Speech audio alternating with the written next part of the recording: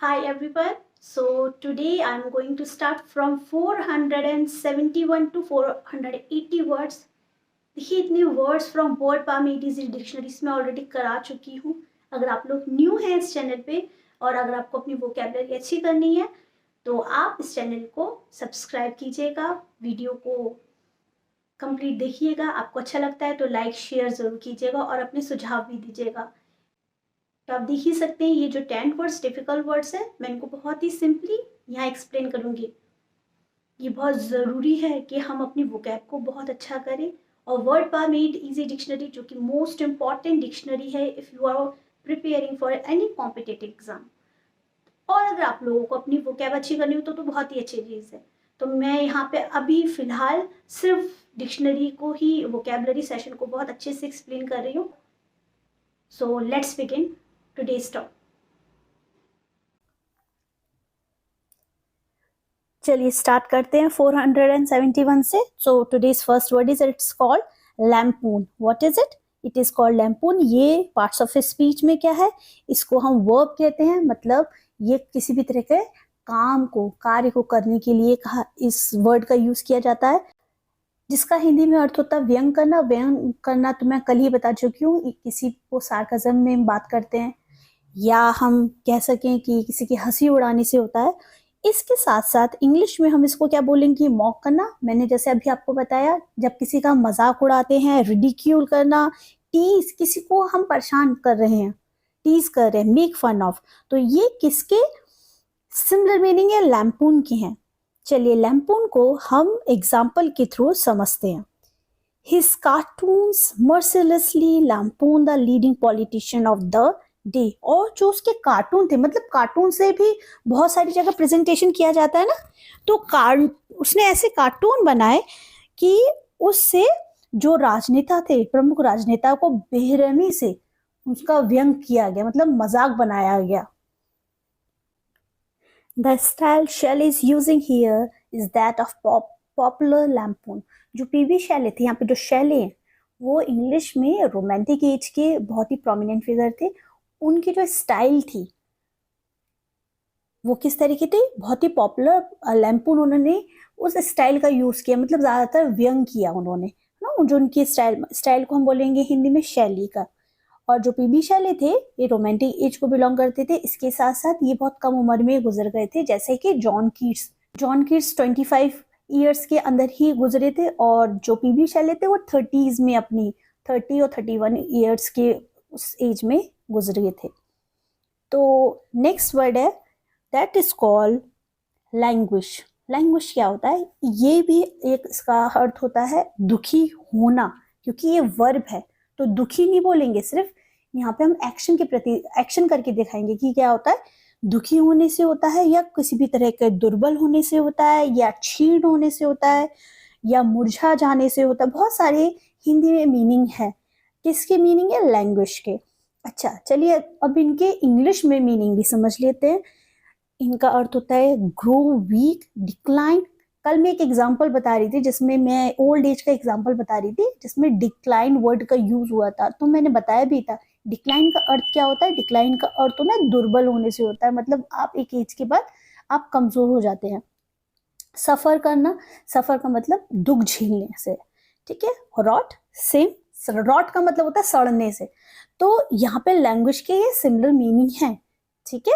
चलिए एग्जाम्पल के थ्रू समझते हैं लैंग्वेज का यूज. यहाँ पे ये वर्ब की तरह यूज हुआ है कि नहीं. शी कंटिन्यूज टू लैंग्वेज, देखिए टू लैंग्वेज, ये वर्ब की तरह यूज हो रहा है कि नहीं.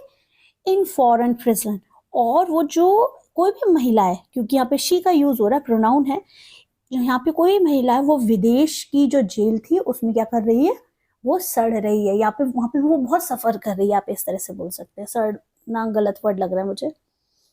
Your soul will languish for eternity, और तुम्हारी आत्मा, तुम्हारी आत्मा क्या होगी, हमेशा के लिए दुखी रहेगी. कोई जन किसी को नेगेटिव कमेंट कर रहा है, शायद किसी का दिल बहुत ज्यादा दुख गया किसी के through. 473 it's called largesse. What is it, it is called largesse. ये क्या है, ये एक नाउन है. नाउन का मतलब यहाँ पे ये नाम की तरह यूज हो रहा है. ये इसको हम हिंदी में क्या बोलते हैं, इसको हम बोलते हैं उदारता. या दरिया दिल, या जिसका अंदर बहुत ही काइंडनेस होती है, दानशील होता है, जो बहुत ही जनरस होता है, उसको बोलेंगे। देखिए ये नाउन है तो ये भी नाउन ही होंगे। अब इन वर्ड्स को समझते हैं कैसे, जेनरोसिटी, चैरिटी, फिलैंथ्रोपी। मैंने ये वाला जो वर्ड है, ये मैंने जब रूट वर्ड्स कराए सेशंस में, उसमें इस वर्ड का भी यूज करना सिखाया, काइंडनेस। तो ये सब किसके सिमिलर मीनिंग्स हैं, ये लार्जेस्ट के ही सिमिलर मीनिंग हैं। चलिए एग्जाम्पल के थ्रू समझते हैं।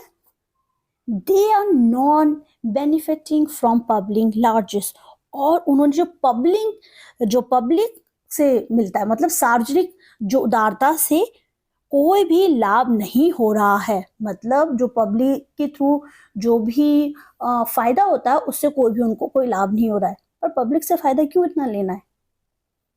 There is also no reason to expect that consumers, consumer मतलब क्या होता है, कंज्यूमर मतलब होता है जो उपभोक्ता होते हैं, will become less depend on government largest। अच्छा, इसको बहुत ही आसान शब्दों में समझते हैं कि यहाँ पे लार्जेस्ट का यूज किस तरह से हुआ है। There is no reason to expect, कोई जरूरत नहीं है, ये किसी भी तरह की उम्मीद करने की जरूरत नहीं है। क्या चीज की उम्मीद करने की जरूरत नहीं है, कि जो कंज्यूमर्स हैं या उपभोक्ता है वो गवर्नमेंट के दरिया दिली पे या जो गवर्नमेंट के जो फायदे होते हैं उस पर क्या हो जाएगी, उस पर निर्भर हो जाएंगे। ठीक है, इस तरह से आप लार्जेस्ट का यूज कर सकते हैं। Now next word is, it is called latent. What is it, latent. ये एक एडजेक्टिव है पार्ट्स ऑफ स्पीच में, जो कि एक विशेषण होता है। ये नाउन और प्रोनाउन की विशेषता को बता रहा है, मतलब जिसका अर्थ क्या होता है, अव्यक्त करना, छिपा हुआ होना, या हम कह सकते हैं गुप्त, या हम कह सकते हैं अप्रत्यक्ष। अप्रत्यक्ष जो दिखाई नहीं देता है, ठीक है।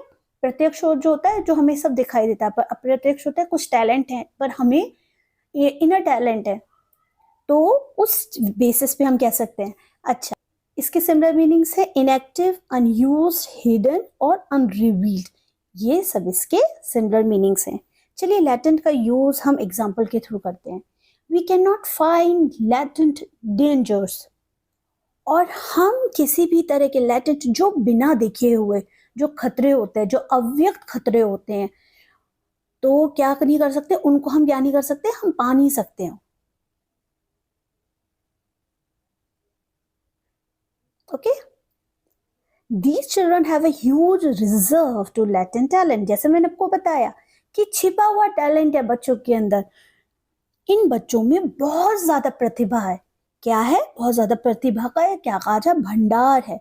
और वो छुपा हुआ इसलिए है क्योंकि शायद मौके नहीं मिले होंगे, या उनका सर्कल इतना अच्छा नहीं होगा, या लोग ऐसे होंगे कि उनको बुली करते होंगे, या अप्रिशिएट नहीं करते होंगे। लोगों के अंदर ये सबसे गलत चीज है कि लोग अच्छाई को टाइम से अप्रिशिएट नहीं करते हैं, तो कोई आपको अप्रिशिएट नहीं करता है। इन केस कोई बात नहीं, आप अपना काम अच्छा कीजिए और सीखिए, कोशिश और अच्छा करने की कीजिए, ठीक है। जो सच में अच्छे होंगे, जेन्युइन लोग होंगे, वो आपको जरूर अप्रिशिएट करेंगे। So that is now 475, it is called Lord. It is not Lord, ये वाला लॉर्ड नहीं है, LORD, लॉर्ड जीसस, ये वाला नहीं, इट्स लॉर्ड। ये क्या है, ये भी एक वर्ब है जिसका अर्थ होता है किसी की प्रशंसा करना है, स्तुति करना है, किसी की सराहना करना से होता है। एग्जाम्पल के थ्रू समझने से पहले हम लोग इनके सिमिलर मीनिंग्स देखते हैं। प्रेज करते हैं, अपलॉड, एडमायर, अडोर, ये सब इसके सिमिलर मीनिंग्स हैं। अब इस लॉर्ड को हम यहाँ पे जो एग्जाम्पल दिया है इसमें देखते हैं। He was lauded for his करेज, और उसको क्या किया गया, उसके साहस की सराहना की गई। उसके अंदर इतना साहस था कि उसकी लोगों के थ्रू सराहना की गई, ठीक है। The soldier is lauded for his bravery, और जो सैनिक की जो बहादुरी की क्या की गई, सराहना की गई। 476, तो अगर आपको वीडियो को बहुत अच्छे से समझ में आ रहा हो और आपको इस चैनल के थ्रू मदद मिल रही हो और वीडियो अच्छा लग रहा हो, तो वीडियो को लाइक ज़रूर कीजिए, अपने कमेंट्स दीजिए। मुझे लोगों के कमेंट्स आते हैं, और जिस हिसाब से आप लोग सब्सक्राइबर जुड़े हुए हैं उस हिसाब से लाइक्स भी नहीं आते इतने, और आप लोग अपने कमेंट भी नहीं करते, तो आप लोग कीजिए, क्योंकि ये चैनल मेरा अकेले का नहीं है। अब जब आप लोग सीखने के लिए जुड़ रहे हैं यहाँ पे, तो आप लोग अपनी कमेंट ज़रूर कीजिए और टेलीग्राम से ज़रूर जुड़िए, क्योंकि टेलीग्राम में का जो चैनल था वो पहले वो ग्रुप था, उसको मैंने चैनल में कन्वर्ट किया है। तो जो लोग ऑलरेडी जुड़े हुए थे, वो लोग जो लिंक दिया हुआ है उसमें आप लोग जाकर के जुड़िए, और जो लोग नए हैं वो लोग भी जुड़े, ठीक है। सो ये मुझे बहुत इंपॉर्टेंट इंफॉर्मेशन आप लोगों को देनी थी। ये कौन सा वर्ड है? It is called legacy. ये बहुत ही कॉमनली हम लोग इस वर्ड को जानते हैं। ये क्या होता है? ये एक नाउन है जिसका अर्थ होता है विरासत से, वसीयत से या परंपरा से, जो हमें अपने बड़ों से मिली हुई होती है। इनहेरिटेंस, बर्थ राइट, परिवार से मिला हुआ जो हमें राइट होता है उसको बोलते हैं। इसके साथ साथ देखिए यहाँ पे ये जो नाउन है इस तरह से दिया हुआ है, लेकिन जो मैंने कॉन्सिक्वेंस और रिजल्ट लिखा है ना, ये लेगेसी में एज अ वर्ब यूज हुआ है, पर मैंने यहाँ पे लिख दिए हैं, जिससे आपको ये भी पता होना चाहिए जो लेगेसी का यूज होता है वो नाउन के बेसिस पे भी होता है, और कॉन्सिक्वेंस और रिजल्ट का मतलब यहाँ पे ये वर्ब की तरह भी हुआ है। मतलब एक वर्ड का यूज हम दूसरे पार्ट्स ऑफ स्पीच में डिफरेंट कर सकते हैं। बट मैंने एग्जाम्पल किस तरह से दिए, चलिए देखते हैं। He reserved a large legacy from his uncle. यहाँ पे मैंने नाउन की तरह से ही यूज किया। क्यों? ये जो आर्टिकल लग गया वो आर्टिकल किसके लिए लगा है? लेगेसी के लिए लगा है, और लेगेसी यहाँ पे नाम की तरह यूज हुआ है। तो जो उन्हें अपने चाचा से क्या मिली है? एक बहुत ही ज्यादा विरासत मिली है, मतलब अपने फादर से नहीं मिली, अपने चाचा के थ्रू मिली है। द वॉर, अब देखिए, the war has left a legacy, यहाँ पे भी नाउन की तरह हुआ है, मैंने वर्ब की तरह नहीं किया, पर मैंने मीनिंग में यहाँ पे लिख दिया है। तो वो मैंने इसलिए लिखा जिससे आपको ये भी पता होना चाहिए कि एक वर्ड का यूज हम दो पार्ट्स ऑफ स्पीच में कर सकते हैं, ठीक है। तो यहाँ पे लिखे इन दोनों एग्जाम्पल्स में इसका यूज, लेगेसी का यूज नाउन की तरह ही हुआ है। तो यहाँ पे इसका अर्थ क्या है? The war has left a legacy of hatred, और जो वॉर थी उसने लास्ट में क्या छोड़ा? उसने नफरत छोड़ी, नफरत की विरासत को छोड़ा। 477, what is it? It is called lethargy. What is it? कहते हैं ना लेथार्जिक हो गया, बहुत ज्यादा आलस आ रहा, उसको बोलते हैं। अब यहाँ पे ये क्या सा वर्ड है? लेथर्जी। ये एक नाउन है जिसका अर्थ होता है सुस्ती का होना, जैसे मैंने अभी आपको बताया, आलस का होना, स्लगिशनेस, इनएक्टिविटी, इनएक्शन, डलनेस, बहुत ज्यादा जब हम कोई भी तरह का एक्शन नहीं ले रहे होते हैं। स्लगिशनेस मतलब ये सुस्ती ही होती है, ठीक है। ये सिमिलर मीनिंग है, एक्टिवली पार्टिसिपेट नहीं करे, कोई एक्शन नहीं ले रहे, डल है। She was suddenly overcome bye lethargy, और उसने किस तरह से क्या किया? अचानक से वो सुस्ती से वो ओवरकम हो गई, मतलब उसने उस पर काबू पा लिया। Sleep deprivation can cause stress, loss of appetite and lethargy. अच्छा, अगर आपकी नींद में कमी होती है, जो कि हमें प्रॉपर नींद लेनी चाहिए, पूरे दिन भर में हमारे कुछ घंटे होते हैं, सर्टन आवर्स होते हैं, उनको हमें लेना चाहिए। अगर नींद की कमी होगी तो आपको क्या होगा? आपको तनाव होगा, आपको भूख नहीं लगेगी और आपको सुस्ती हो सकती है। तो ये कुछ कारण है। 478, it is called levity. What is it? It is called levity. ये क्या है? नाउन है जिसका अर्थ क्या होता है? देखिए, अगर हम इसको थोड़ा सा अच्छे वे में भी देख सकते हैं और थोड़ा सा नेगेटिव वे में ले सकते हैं, जैसे यहाँ पे छिछोरापन, तो अच्छा वर्ड नहीं लग रहा है सुनने में, लेकिन अगर हम इंग्लिश में देखेंगे तो लाइट हार्डनेस हो जाएगा, चीयरफुलनेस हो गया, कॉमेडी हो गया, ह्यूमर हो गया, हल्कापन, ये सब इसकी सिमिलर मीनिंग्स हैं, और जिसको मैंने हिंदी में भी बता दिया। It was a moment of levity, और बहुत ही एक क्षण था जिसमें बहुत ही हल्कापन आपका एहसास हो गया, ठीक है। कभी कभी ऐसा होता है ना कि हम बहुत हैवी होते हैं और कुछ अच्छी सी चीज देख लेते हैं और हम बहुत खुश हो जाते हैं।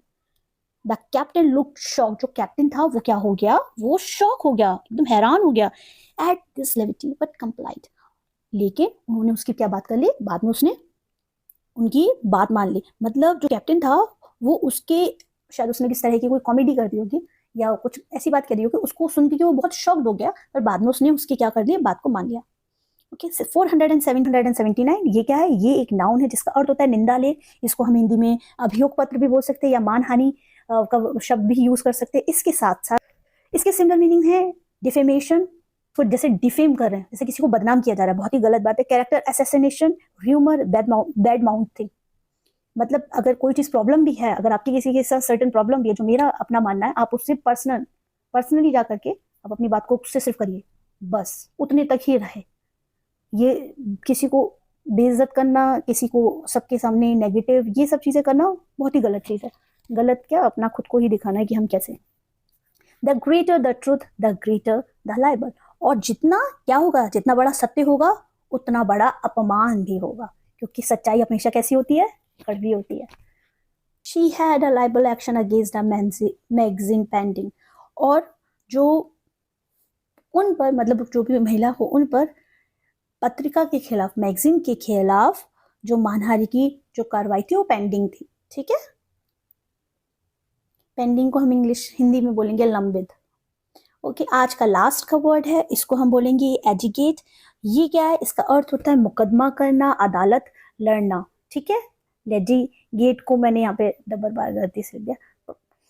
प्रोसिक्यूट और डिसमिस, ये सब इसके सिमिलर मीनिंग है। चलिए इनको हम लेजिगेट को यहाँ पे यूज करते हैं।